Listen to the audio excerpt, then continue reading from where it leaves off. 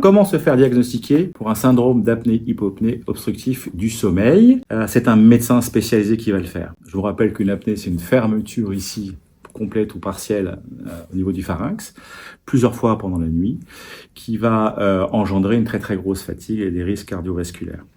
Donc pour cela, c'est votre médecin généraliste normalement qui va vous orienter vers un médecin spécialiste, qui peut être généralement un pneumologue, un neurologue aussi, puisque c'est la spécialité des neurologues, le sommeil, l'analyse du sommeil, mais aussi ça peut être un médecin cardiologue ou un médecin ORL. En tous les cas, tous ces médecins-là ont fait une formation spécialisée pour faire le diagnostic du sommeil. Il est clair que la première intention, c'est plutôt le pneumologue, puisqu'il est spécialisé dans sa formation sur le syndrome d'apnée du sommeil. Et à ce moment-là, quand vous rencontrerez ce médecin, il va vous, on va dire, brancher avec un appareil qui est soit un appareil de polygraphie ventilatoire. Vous aurez une petite lunette ici dans les yeux, une petite sangle ici au niveau du thorax. Vous aurez un capteur de saturation ici sur le doigt.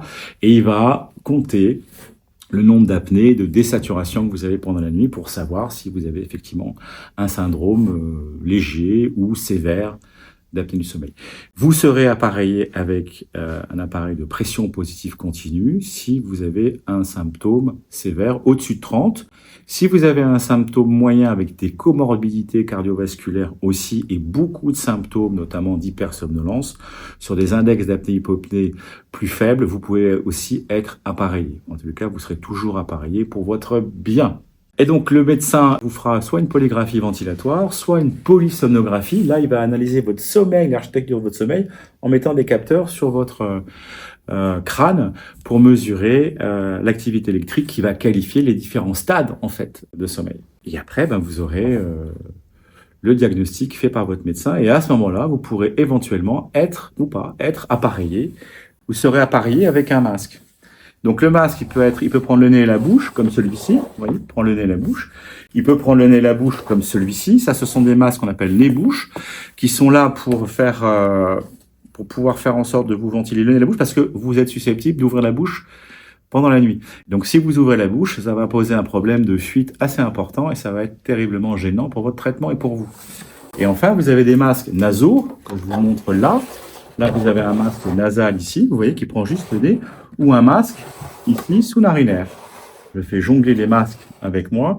Mais vous voyez, vous avez différents types de masques. Ça veut dire que, en fait, en fonction de votre profil et de votre besoin, on peut adapter n'importe quel masque. Et on ne peut pas vous imposer un masque, en fait. Le masque, c'est vous qui allez le choisir parce que vous aurez votre masque à vous. Alors, l'apnée du sommeil, ça, c'est pas la bonne nouvelle. L'apnée du sommeil, normalement, c'est à vie, effectivement. Avant d'avoir une apnée du sommeil, je vous ai dit, il faut regarder ce qui se passe au niveau du nez, donc au niveau ORL. Il faut regarder ce qui se passe aussi au niveau du poids, si une perte de poids peut faire en sorte que il y a plus d'apnée ou il y a plus de ronflement. Voilà. Il y a des prérequis quand même. Mais une fois qu'on est diagnostiqué sur des syndromes d'apnée sévères, c'est-à-dire supérieur à 30, il y a des personnes qui ont un index d'apnée-hypopnée à 50, 60, avec des apnées de 60 secondes, 65 secondes. C'est énorme. Ces personnes-là sont fatiguées. Voilà, très très fatigué. Avec le traitement, une fois que vous avez le traitement par pression positive continue, il est clair que vous n'avez plus aucun symptôme, que vous êtes en super forme.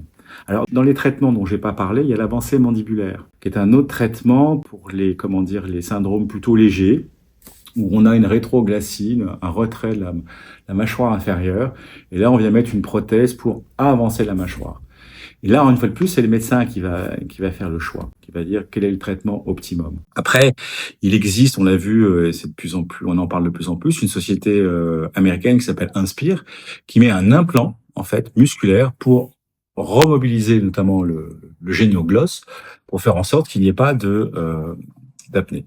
Mais ça, une fois de plus, c'est très calé, c'est très ciblé, ça concerne un certain type de patients, et la sécurité sociale, on a pronostiqué et budgété 400 en France. Et c'est une intervention chirurgicale. Donc tout le monde n'est pas éligible, c'est 400 personnes aujourd'hui en France pour une prise en charge par la sécurité sociale. Si vous avez un problème, effectivement, d'apnée du sommeil, si vous avez des questions, si vous êtes déjà traité et que les choses ne vont pas très bien, n'hésitez pas à nous contacter au 09 72 10 24 53.